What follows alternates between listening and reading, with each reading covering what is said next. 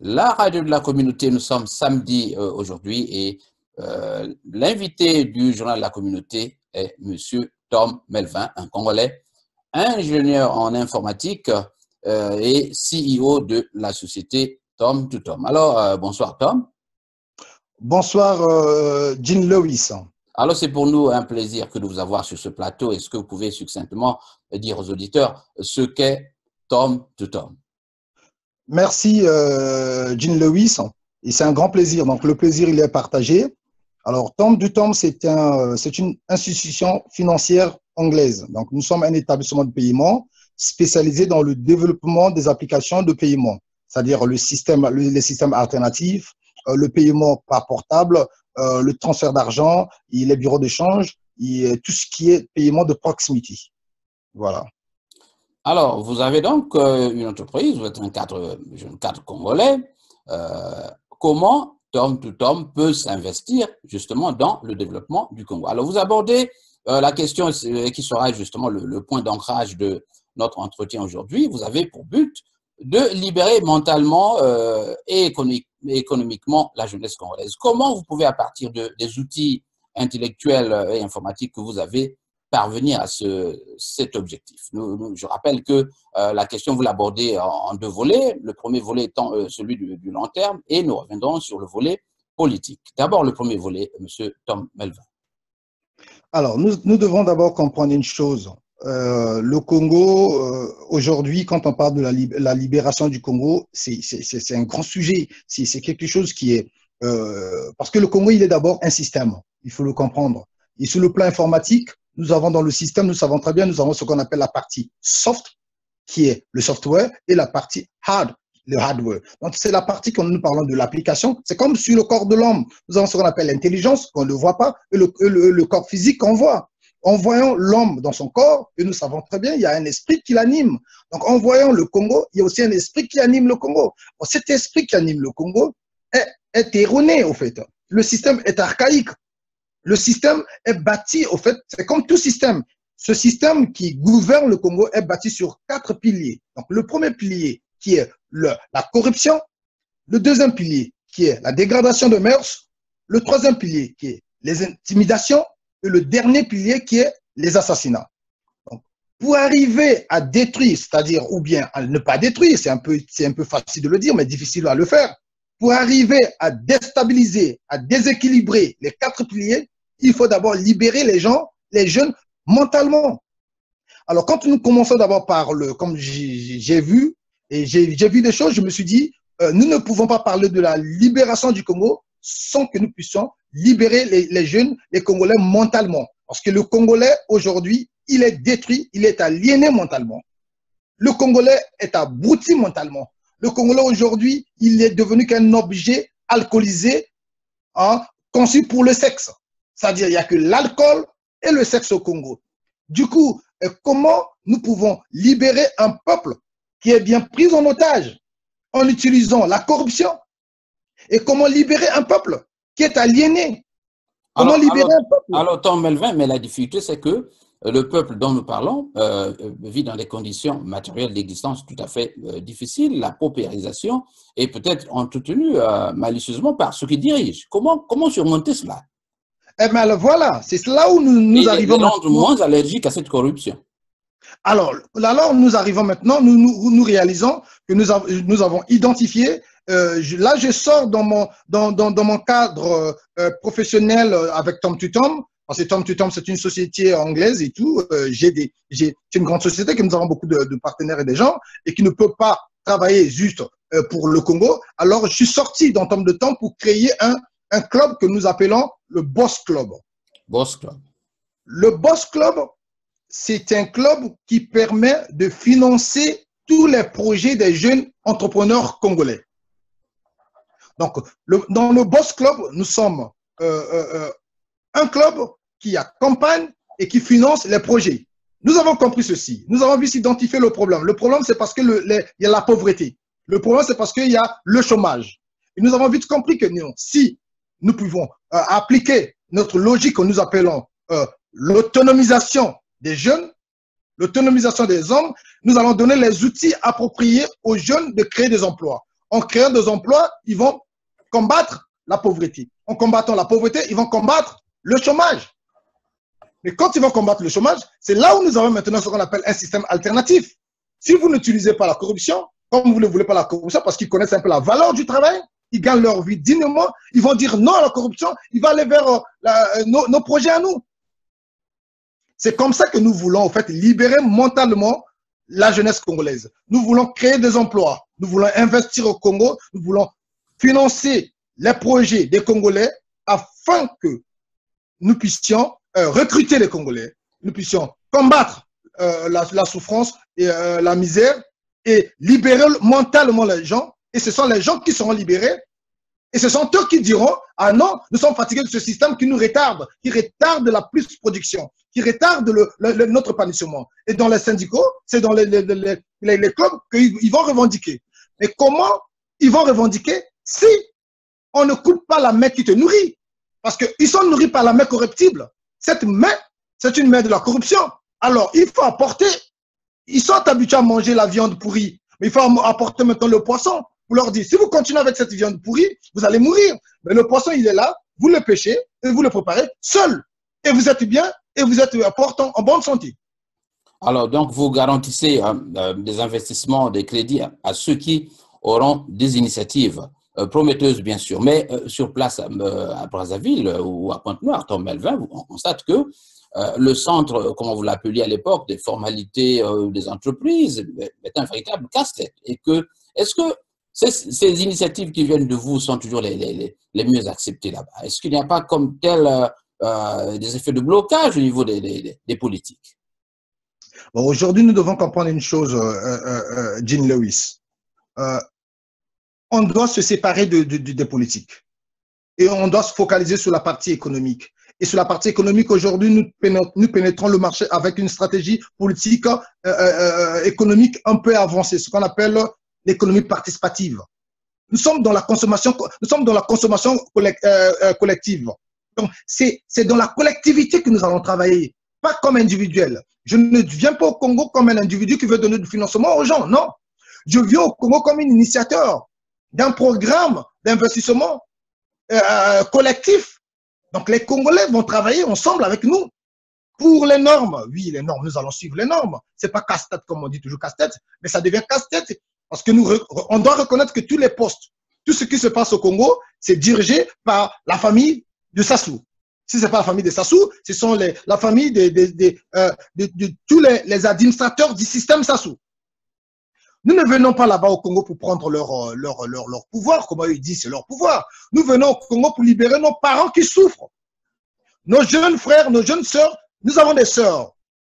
Jean Lewis, nos sœurs, elles sont devenues aujourd'hui prostituées parce qu'elles n'ont pas d'emploi. Elles sont parties rentrer dans des mariages forcés. Chez nous, on dit Yakatovanda. Parce qu'elles n'arrivent plus à manger à la maison. Mais nous devons trouver des solutions. Nous ne devons pas tout donner qu'à la politique. Nous ne pouvons pas tout donner qu'au gouvernement. Le Sénégal est développé par, c'est évolué. C'est pas que le gouvernement. C'est le peuple, c'est la collectivité, c'est les entrepreneurs. Moi, je suis un entrepreneur. Les solutions que je peux apporter pour la liberté de mon pays, ce sont les solutions entrepreneuriales. Donc, je ne peux pas, on donne, je peux que donner, je peux que dire chapeau aux gens qui font la politique, aux politiciens, les techniciens. On dit, faut donner à César ce qui est à César, mais à moi, ce qu'est l'entrepreneuriat. Aujourd'hui, si nos sœurs travaillent, aujourd'hui, si nos frères travaillent, et eux, ils n'auront pas le temps de dire que demain, on va aller prendre les armes pour aller tuer, violer au nord. Nous avons quelques difficultés. Je vous entends. Oui, allez-y. Oui. Donc, demain, si nous leur donnons les outils, les moyens, et eux, ils travaillent, demain, ils ne pourront pas prendre les armes pour aller combattre soit Tumi, soit Sassou. Ils seront concentrés dans leur travail. Ils ne vont pas aller tuer les gens dans le pool. Ils ne vont pas aller tuer le nom au nom de Sassou. Ils ne vont pas tuer les gens au nom de Tumi. Ils ne vont pas aller tuer les gens au nom de Tom.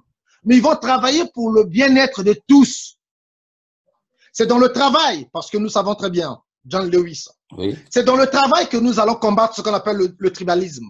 Qu'est-ce que nos aînés, ils ont implanté? Ils ont implanté dans la tête de nos jeunes, moi je suis du Nord, ils nous disent que si vous laissez le pouvoir partir, les Bakongos vont vous brûler. Mais les Bakongos, dites aussi à leurs enfants, et tous ceux qui nous sont en train de souffrir, ce sont les gens du Nord. Vous voyez? Donc, ils sont en train de nous laisser léguer la haine, la division, le tribalisme. On ne peut pas parler du Congo sans le tribalisme. Alors, comment convaincre le tribalisme? Il n'y a pas l'unité nationale au Congo. C'est une utopie. Le Congo, il n'a pas l'unité nationale. Pour le combattre, il faut simplement travailler ensemble.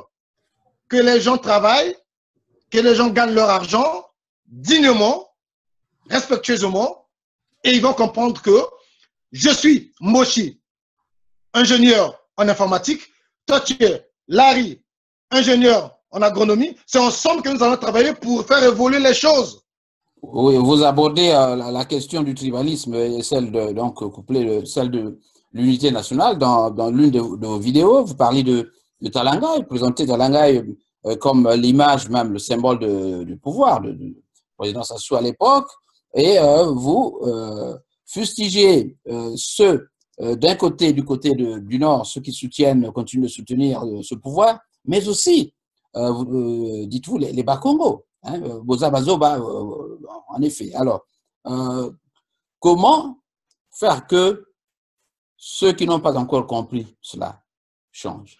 Voilà, j'avais même donné le titre, c'est Mokongo Zoba. Ça veut dire quoi? Ça veut dire, merci vraiment pour avoir touché un peu ce sujet-là. Hein. Il est très important pour la compréhension de tous. Pour voir les choses claires, parce qu'on dit toujours le temps, il est le seul véhicule pour la compréhension. Et aujourd'hui, nous avons eu le temps maintenant pour essayer un peu de développer sur ce sujet. J'ai intitulé cette vidéo, c'est Mokongo Zoba. Pourquoi? En 97, Sassou n'est pas président de la République. Un simple citoyen. Et il avait une milice. Ah, il avait une milice. Nous avions à l'époque un président élu qui est Pascal Lissouba. Il y a eu du désordre au nord. Il y a eu des bandits, les assassins qui ont tué les Congolais. Tout à fait normal que la justice congolaise interpelle les gens qui sont soupçonnés pour ces crimes. Les gens qui sont soupçonnés sont allés se camoufler chez Sassou, en Pila. Le gouvernement, bien légitime, dans sa légitimité, descend en Pila pour aller prendre les gens qui ont commis ces crimes. Et Sassou l'interprète comme ils sont venus m'attaquer. Il est qui pour qu'on l'attaque? Un gouvernement élu, un président élu, un gouvernement légitime, une justice légitime qui a interpellé les gens qui ont commis les massacres au nord, mais ces gens doivent être jugés. Sassou l'a dit que c'est une légitime défense, monsieur Jean Lewis. Il a bien dit. C'était une légitime défense dans toutes ces interviews. Et la même chose répond en 2016. Toumi est accusé d'avoir détruit ou attaqué les gens à Makelekele, à Brazzaville. Il est soupçonné. Donc on doit le ramener à la justice. Et Toumi aussi trouve que non, c'est illégal qu'on le ramène à la justice, il se défend. Donc il dit, c'est la légitime défense. Mais nous avons encore, donc c'est la même chose qu'il répète, c'est la même scène que Lissouba, président, avait voulu que Sassou puisse libérer les gens, et Sassou a dit non, Sassou a dit c'est la légitime défense. Aujourd'hui, Toumi dit c'est la légitime défense, il devient terroriste. En 97, Sassou n'était pas terroriste. C'est en 2016 que la légitime défense de Toumi devient la légitime défense. Et ça devient un acte terroriste. Et il y a des Bakongo qui traitent même avec le Sassou pour aller donner les informations où se trouvait Toumi. Et il y a même les Bakongos qui disent que Tumi a tort, Tumi est en train de tuer les gens du Sud. Comment Tumi qui est sous attaque va tuer les gens du Sud? Pourquoi ne pas dire que c'est celui qui attaque Tumi qui tue? Tumi est dans sa légitime défense. Il est innocent jusqu'à ce que la justice le trouve coupable. Si le Congo, le gouvernement congolais a violé, ça a violé la constitution pour installer une nouvelle constitution en disant que non, ils ont aboli, soi-disant, la peine de mort, mais pourquoi vouloir tuer Tumi? On ne peut pas tuer. Quand on dit mettre Tumi hors état de nuire, il faut tuer Tumi. Pourquoi on va tuer Tumi? Si John Lewis, oui, nous devons comprendre une chose. La police n'apporte rien pour un pays. L'armée n'apporte rien pour un pays. Ce sont les contribuables qui payent pour ces institutions. En effet. Donc, quand nous payons pour les gens qui doivent nous protéger, les gens qui doivent nous protéger ne peuvent pas nous tuer. Le service de renseignement est fait pour ça. Mais pourquoi? Je donne un exemple, simplement. Simple. C'est la raison pour laquelle je dis Mokongo Zoba. L'exemple, c'est quoi? Le gouvernement pouvait dire au moins, aujourd'hui, nous sommes en train d'ouvrir un couloir, les déplacés. Les gens qui sont qui sont à Tikala, tels endroits, doivent quitter, doivent libérer dans 3 jours. Parce que nous allons venir, par exemple. Ils n'ont pas fait ça. Rien. Ils ont pris c'est-à-dire le village, nos villages sont peuplés par les vieux. On doit le savoir. Nos villages sont peuplés par les vieux. Tous les jeunes sont dans les grandes villes pour chercher la vie.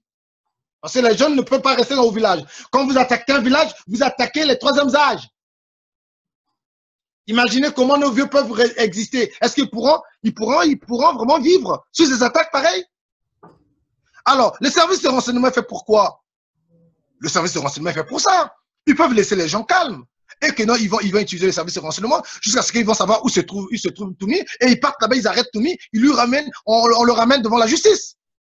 Mais pourquoi il y a des gens qui partent toujours, qui disent même que non, ils connaissent. J'ai vu une vidéo de soi-disant Ramsès, un ninja, qui dit, Papa Sassou, je vais sortir, donnez-moi les armes, je vais tuer Tumi. Est-ce que ce n'est pas une façon simplement pour eux de se faire de l'argent Mais quand on dit Mokongo Zoba, c'est tout ça. Moi, je ne mâche pas les mots. Il y a William Tsanga qui est là. William Tsanga a tué les... Est-ce que les Koba connaissaient le poule? William Tsanga a tué les Bakongo. Après, il dit encore le quartier d'abord. Après avoir tué, et après, il dit le quartier d'abord. Alors, nous avons donc, Tom Melvin, anticipé déjà sur à moins que vous ayez... D'abord, une question de curiosité. Est-ce que vous avez déjà commencé à faire une campagne d'information dans l'opinion sur ce que vous voulez réaliser? Avez-vous pris des contacts sur place à Brazzaville, dans la communauté, pour faire en sorte que le message soit bien perçu par les Congolais? Jean Lewis, vous le savez très bien, je suis très connu dans le milieu congolais, je suis très connu dans le milieu panafricain sur le plan professionnel. J'ai des gens, par exemple, en Afrique de l'Ouest, on me trouve un grand génie. Parce que dans l'économie numérique, je suis parmi les grands petits Africains, les grands petits Africains qui participent dans l'économie numérique et qui participent dans les solutions alternatives et aller vers l'émergence des systèmes de paiement de proximité. Coup de chapeau de notre radio, félicitations. Merci. Et dans ce cadre, j'essaie un peu j'essaie un peu de créer un peu un réseau des jeunes africains, et partout je voyage souvent, je voyage beaucoup. C'était vraiment un peu le souci. Il y a des jeunes au fait qui veulent bien entreprendre, qui veulent bien créer un peu leurs emplois, mais n'ont pas de financement. Et oui, j'avais déjà passé le message est bien passé, et nous sommes dans un processus, c'est ce qu'on appelle programme awareness, donc la sensibilisation de ce programme, et la sensibilisation de notre club. Effectivement, je profite aussi de cette occasion de dire que le Boss Club, c'est un club ouvert pour tout le monde. Toute personne qui a un projet, toute personne, que ce soit au Congo-Brazzaville, que ce soit dans tous les pays africains, est libre de nous rejoindre sur le www.bossclub.org. Voilà. Maintenant, donc, nous passons à la deuxième partie. Je rappelle que nous recevons M. Tom Melvin de Londres, qui est d'expression francophone, mais qui vit à Londres, un Congolais de la diaspora, et qui est ingénieur en informatique. Tom Melvin, qui disait quelque part dans l'une de ses vidéos que pour faire de l'économie, j'essaie de paraphraser ce que vous avez dit, il faut un environnement propice et qui attire les investisseurs. Alors, mais ce que nous constatons à Brazzaville, c'est plutôt l'aspect d'une chasse gardée qui vous donnera la possibilité d'aller à Brazza, vous installer, faire des conférences librement et vous pensez ne pas être inquiété comme les prisonniers que vous avez ou nous avons déjà en prison là. Nous avons le cas le plus récent, c'est celui du colonel Tsuru qui est décédé dans des conditions plus ou moins douteuses selon les observateurs. Alors, est-ce que vous ne redoutez pas quelques difficultés une fois reparti à Brazzaville pour vulgariser et tenter de réaliser votre projet? Jean Lewis, merci. Je profite aussi pour dire un peu mes condoléances à la famille du colonel Tsuru. Oui. Et, en tant qu'entrepreneur, je suis censé de prendre le risque, ce qu'on appelle le risque entrepreneurial. Je suis censé de prendre le risque et je ne pourrai plus. C'est pas. Déjà, on doit comprendre une chose. Le Congo, c'est un petit peuple. Le Congo a un petit peuple. C'est un petit marché. Donc, quand on va au Congo, on ne veut pas dire que nous avons besoin du marché congolais. Non, c'est un petit marché qu'on n'a pas besoin. Même les services, on va au Congo simplement parce que nous voulons investir dans notre propre pays à nous. C'est-à-dire, nous voulons changer nos frères, nos sœurs. Le cas du Congo, c'est un cas unique. Certes, pour investir dans un pays, il faut que la politique soit stable. Là, nous parlons aux étrangers, mais nous parlons de nous-mêmes. Là, c'est nous-mêmes. Les Congolais, nous ne pouvons plus accepter que nos parents vivent dans ces conditions. Nos jeunes diplômés continuent à vivre devenir des gens, faire du boulot qu'ils ne peuvent pas faire, en fait. Alors, qu'est-ce que nous devons faire simplement? Moi, j'ai pris ce risque. Je vais descendre à Brazzaville avec mon équipe. Nous allons simplement mettre en place ce qu'on appelle un workspace, c'est-à-dire un environnement que tous les porteurs de projets viendront travailler gratuitement. Nous allons les accompagner et nous allons les financer.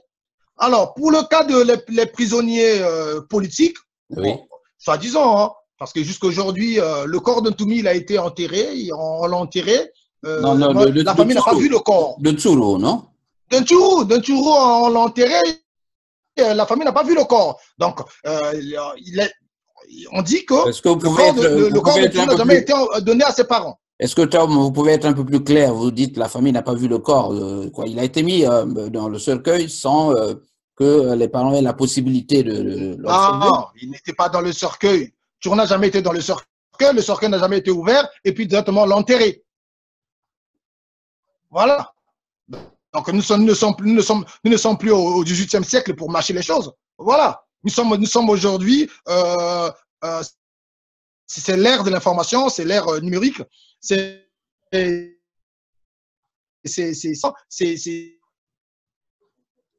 Nous avons quelques difficultés. C'est ça ce qu'on appelle un peu cette. Voilà. Et même aujourd'hui, Boukadia où? Il a été tué. Boukadia n'existe plus. Boukadia, vous confirmez qu'il a été tué? Mais Boukadia est tué, jusqu'alors on ne l'écoute pas. On ne le voit pas, il n'y a rien. Veut Modeste Boukadia. Mais il devait être dans des geôles de la prison. Veut Modeste Boukadia. Il nous montre au moins Modeste Boukadia. Mais soi-disant, il est à la maison d'arrêt de Brazzaville. Mais il n'est pas à la maison. Depuis qu'ils ont dit qu'il était gravement malade, on ne le voit plus, on ne l'entend plus. Ses avocats ne parlent plus et tout. Silence radio. Alors, de qui tenez-vous ces informations, M. Tom Melvin? Brazzaville. Nous sommes de Brazzaville. Monsieur Jean Lewis, vous devez comprendre une chose. Brazzaville, c'est un petit village. Nous sommes tous apparentés. Le Congo-Brazzaville, c'est un petit village. C'est un grand pays, mais un petit peuple. nous sommes tous apparentés. Le Congo est plus grand que l'Angleterre. Oui, certes, mais l'Angleterre est plus peuplée que le Congo. Vous voyez? Donc, nous sommes que 4 millions d'habitants. Nous sommes que 4 millions d'habitants. Donc, cela veut dire on se connaît tous. Si on était au Nigeria, on devait être un petit village. Alors, aujourd'hui, les gens en parlent. De l'Inganda, les gens en parlent. Les gens parlent, les gens sont fatigués.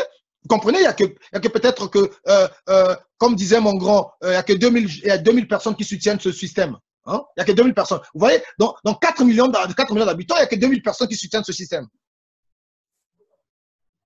Donc, il y a des gens qui en parlent. Il est où, Modeste Boukadia? Qu'on nous donne au moins. Parce que nous savons très bien, vous devez comprendre.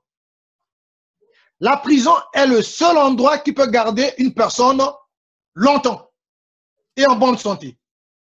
Seule la prison.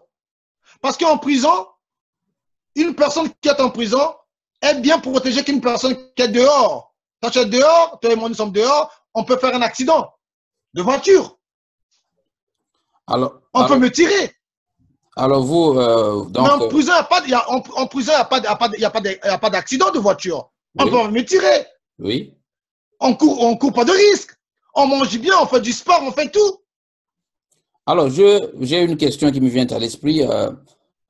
Quelle est la stratégie du pouvoir en gardant ses frères ou ses opposants en prison? Est-ce un chantage? Est-ce une espèce d'épée Damoclès? C'est-à-dire, bon, vous voyez, ceux-là sont en prison et vous, si vous faites la même chose, vous allez subir le même sort. Est-ce ça? La stratégie. Tout ce qu'eux ils font, c'est simplement c'est ce qu'on appelle ce qu'ils sont en train de faire, c'est leur stratégie politique qui est erronée. Hein, ce sont les pratiques qui sont vraiment démodées. Comme je l'ai dit, c'est un système comme un système informatique. On fait le upgrade et on fait aussi le update.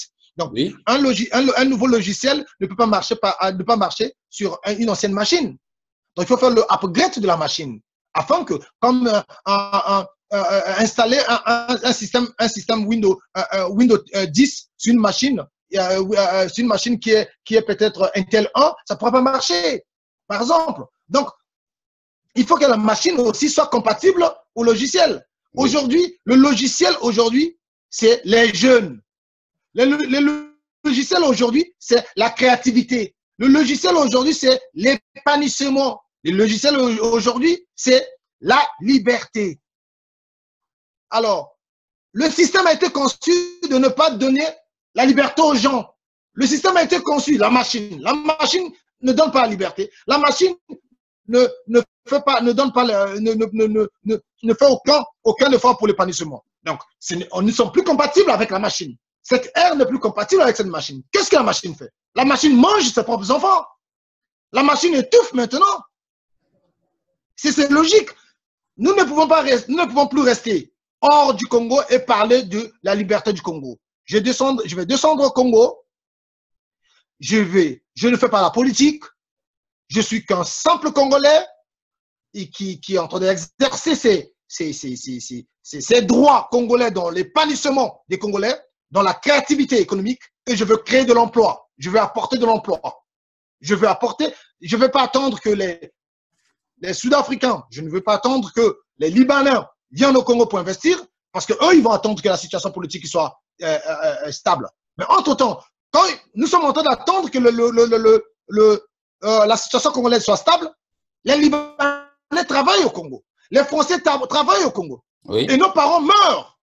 Nos jeunes diplômés sont sans emploi. Donc, on ne peut plus. Non, je ne peux plus. Je descendrai au pays, je vais travailler et on va lancer et puis je vais mettre mes bureaux en place. Je vais avec mes propres financements. Je vais créer, moi, en tant que Tom, avec Tom to Tom, je vais créer 5000 emplois en 12 mois. Là, je le promets. 5000 emplois en 12 mois? Oui.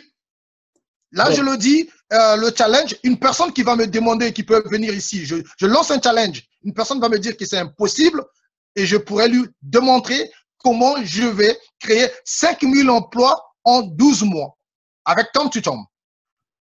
Maintenant, si nous finançons les projets avec Boss Club, ben je crois que nous aurons aussi 100 à 200 projets que nous pouvons financer, il y aura aussi beaucoup de travail. Parce que quand il y aura beaucoup d'emplois, il y aura peu de chômage.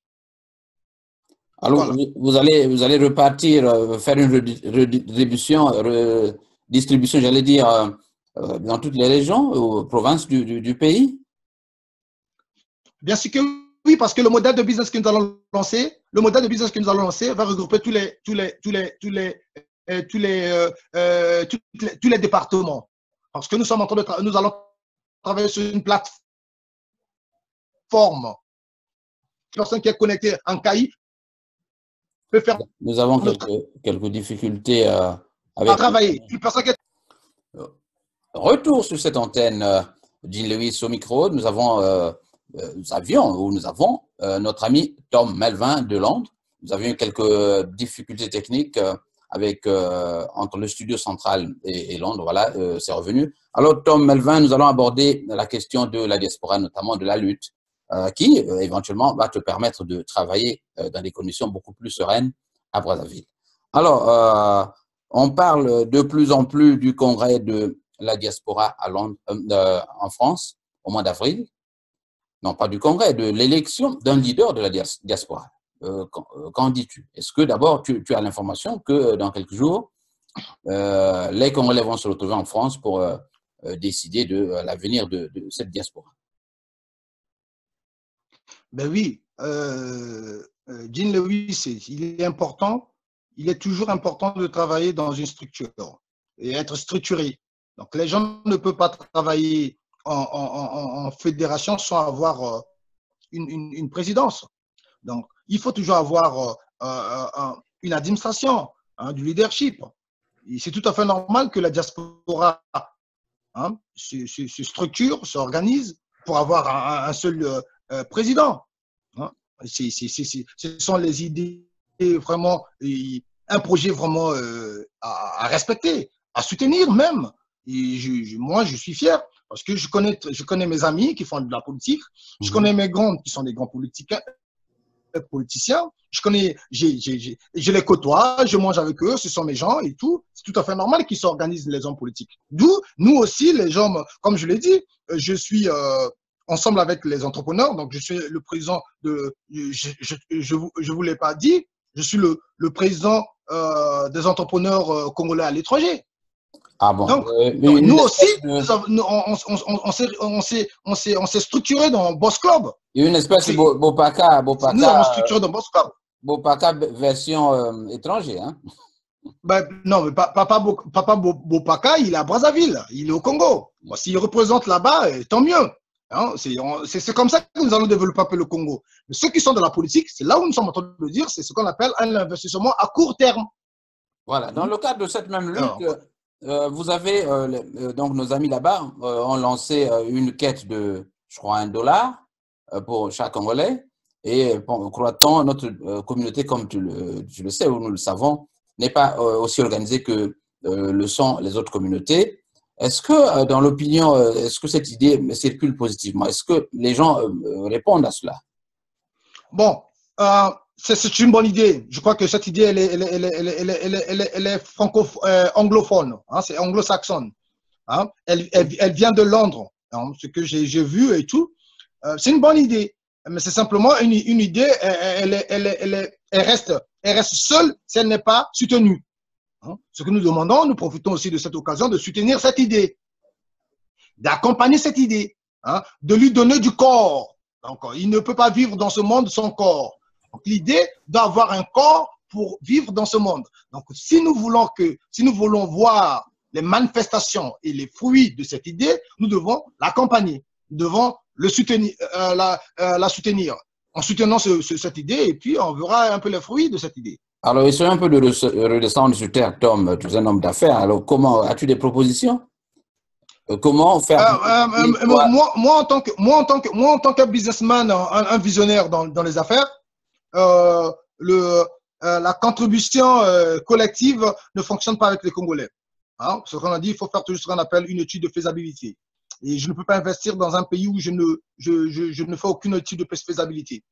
C'est pas dans la mentalité des Congolais de donner quelque chose. C'est £1, c'est $1, c'est rien. Oui. Mais c'est nous devons faire des choses. Moi, je soutiens bien l'idée. Hein. Je soutiens bien l'idée. Et puis, j'ai demandé aussi aux gens de faire leur contribution. Moi aussi, je ne l'ai pas encore fait. Je vais le faire ce soir. Mais moi, je vais proposer. Moi, je vais proposer surtout un truc que les Congolais doivent gagner quelque chose au retour. Une idée que les Congolais doivent gagner quelque chose au retour. Et puis c'est simple, c'est quoi?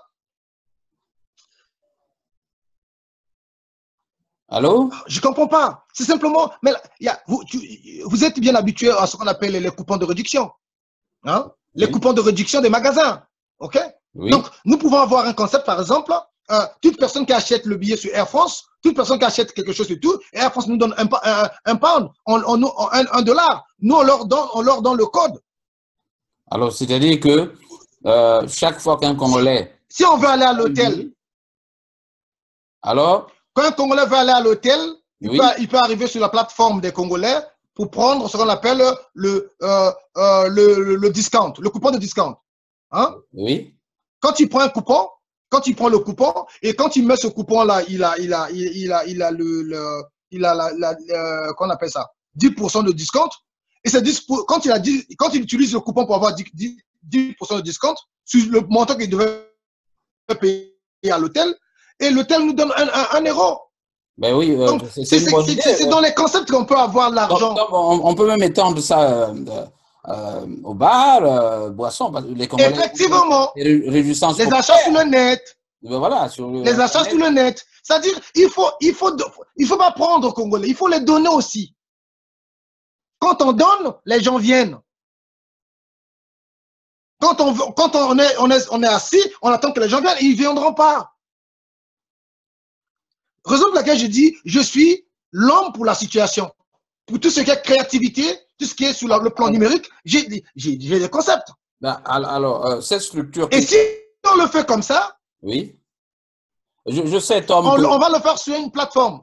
Au lieu de faire la publicité de £1, de $1, oui. On fait la publicité de la plateforme. C'est la plateforme d'avoir les coupons. Les gens peuvent prendre les coupons de réduction, le coupon d'hôtel, le coupon sur Amazon, le coupon sur eBay, le coupon sur les boutiques en ligne et tous ces coupons-là. Chacun doit choisir son coupon. Quand il prend son coupon, il prend son coupon de réduction. Quand il va sur le net, quand il fait la demande, quand il paye, on appelle ça affiliate programme.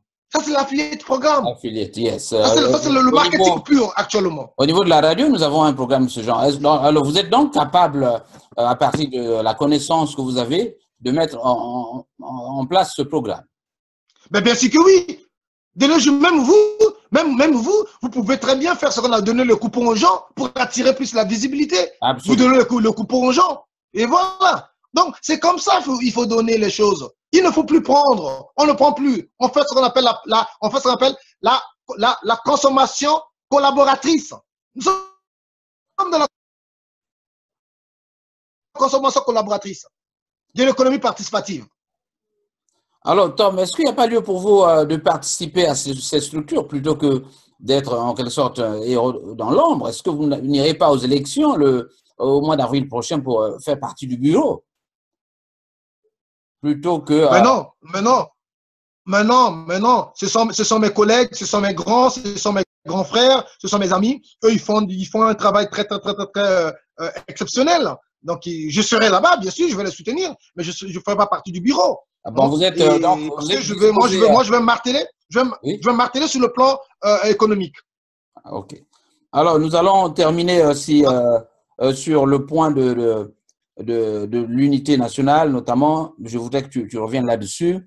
D'abord, un appel à la diaspora. Est-ce que, à ce jour, vous pensez que l'opposition a pu assainir ses rangs? On parle d'infiltrés, de beaucoup de choses qui éventuellement empêchent à la diaspora de décoller. Est-ce que dans les milieux de l'opposition, vous continuez de ressentir ces comportements? Bon, Monsieur Jean Lewis, si nous restons dans ce mental retardé de chercher Les boucs émissaires, j'allais dire.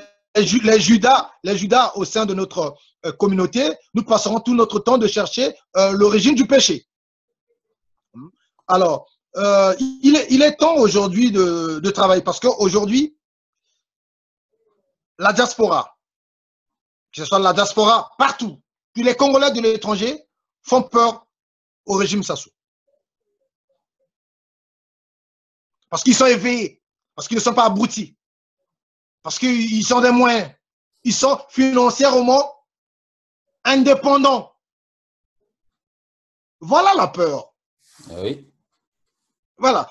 Maintenant, si nous restons dans le don, parce qu'ils ont peur de nous, ils ont peur de nous, mais eux, ils vivent. Nos parents souffrent. Eux, ils vivent, nos parents souffrent. Et nous restons toujours dans cette logique qui sera aussi erronée de dire ils ont peur de nous, ils ont peur de nous. Nous devons avoir des gens sous le terrain. Nous devons avoir les politiques sur le terrain au Congo-Brazzaville. Et nous devons avoir aussi la force au niveau de la diaspora. Fini la récréation de beaucoup parler, apportant des solutions concrètes, alternatives, pour, bien sûr que oui, changer les choses dans notre pays. Nous ne sommes pas nous ne sommes pas les Avengers. Nous ne sommes pas ceux qui sont en train de chercher la vengeance. Ce n'est pas la vengeance. Le pays est pris en otage par un système. Nous devons neutraliser ce système. Nous devons effacer ce système afin d'avoir un nouveau système qui va permettre que le pays aille en avant. Ce n'est pas un problème personnel avec des gens ici. Nous sommes le combat contre le système. C'est-à-dire, les enfants du Congo, il y a des Congolais qui ont pris le Congo en otage parce qu'ils veulent que leur système persiste, existe. Et il y a des Congolais qui ne veulent pas que le Congo soit pris en otage par ce système. Donc, c'est un combat de système contre système, idéologie contre idéologie. On doit être sur place. Question de curiosité, Tom Melvin. Est-ce que vous avez, pour terminer, donc, dans le système encore des parents proches parents, directs, des amis, qui continuent de soutenir ce système et auquel vous avez gardé attache? Moi, je suis de Talangaï. Moi, je suis de Talangaï, c'est le fief de Sassou. À Talangaï, les jeunes parlent que de Ochombe, Ochocho. C'est comme ça. Et moi, mes amis, tous mes amis sont, 80% de mes amis, ils sont avec l'ex-président Sassou Nguesso. Ils sont avec le voleur de son fils et qui vole le pétrole congolais, Angwali Makiki, Christelle Sassou. Ils sont tous avec eux. Mais moi, si cela n'empêche pas que nous gardions nos contacts. Ce sont mes frères, ils resteront mes frères. C'est comme Kiki. Christelle Sassou, c'est un frère. Mais il est voleur, un frère voleur qui détruit le Congo. Moi, mon problème avec lui, c'est simplement qu'il touche trop le Congo. Il détruit le Congo. Je n'ai aucun problème personnel avec lui, mais j'ai un problème avec quand le Congo est touché, mes parents souffrent. Quand le Congo est touché, mes frères souffrent. Quand le Congo est touché, les gens meurent dans le pool. Ça devient mon problème. Je garde toujours mes contacts avec mes frères. Je les respecte. Les enfants de Nguesso sont mes frères. Je ne vais pas citer leur nom. Ils vont m'écouter. Ils le savent très bien. Ce sont les frères que je respecte. J'ai les cadets qui sont Nguesso. J'ai les amis qui sont Nguesso. Ce sont mes frères. On se respecte. Et je les respecte beaucoup. Ce n'est pas le nom. Ils ne font pas la politique. Ils ne font pas la politique. Parce qu'ils sont nés Nguesso que je vais avoir les problèmes que, ben non. Quelle aliénation. Je les respecte beaucoup. J'ai que le problème avec les gens qui détruisent le Congo en soutenant un système le système qui tue la majorité des Congolais. Bon. Voilà, quand merci. On dit tuer, c'est pas avec des armes, parfois. Tuer aussi, quand les gens meurent dans les hôpitaux. Parce qu'au Congo, on peut plus. Au Congo, les gens meurent. Aller à l'hôpital, c'est mourir. C'est un suicide. Oui, on nous parle même de faux médecins. Voilà. C'est aussi la mort, on donne la mort aux Congolais. Et voilà. Donc, j'ai tout dit. Je ne mâche rien. Je ne caresse pas des gens. Pour moi, Sassou nous a montré ses limites. C'est juste tout homme politique qui est menteur. et qui n'a réalisé même pas 30% de ses projets. Et il nous a parlé de l'autosuffisance alimentaire d'ici 2000. Il n'y a rien. Et là, il nous parle de l'émergence. Et c'est nous, les Tom, qui vont faire l'émergence du Congo. L'émergence du Congo, c'est nous. Parce que l'émergence, c'est d'abord une culture qu'on impose. C'est d'abord une vie et un objectif. C'est-à-dire, nous devons travailler sur un programme qui va nous permettre d'arriver à l'émergence. Nous devons éduquer. Nous devons déployer des projets. Nous devons déployer des programmes. Et ces programmes-là ont un seul objectif, l'émergence. C'est ça. Et ce sont nous avec les nouvelles technologies, avec les idées innovatrices, avec des solutions innovatrices, avec des solutions innovantes, avec des solutions, des services de créativité des emplois. C'est nous qui venons avec l'innovation, l'émergence. L'émergence, c'est pas politique. L'émergence, c'est économique. L'émergence, c'est pas construire des maisons. L'émergence, c'est la vie. C'est l'objectif. Les gens doivent sentir que non, ils sont dans un pays émergent. Voilà, nous allons prendre date, donc, l'émergence et l'économique. Vous avez pris l'engagement, donc, de renverser la dynamique, faire en sorte que cette conscientisation vienne de vous, notamment aux jeunes, sur le plan informatique. Alors, on espère bien que cette entreprise va se réaliser. Tom Melvin, merci d'avoir été l'invité de notre journal de la communauté. Cette antenne est ouverte et libre à tous les membres de la diaspora. Merci également à notre ami Maître Champion de Chicago qui a tenu à faire un don à la radio dans le cadre du paiement des droits d'auteur. Alors, Tom Melvin, bonne journée à toi et à la prochaine occasion sur Radio Congo Live 11 Chicago. Merci Jean Lewis de nous avoir donné cette occasion et merci à tout le monde et puis chapeau pour votre travail. Hein. Ce que vous êtes en train de faire, c'est merveilleux pour la communauté. Merci. Bonne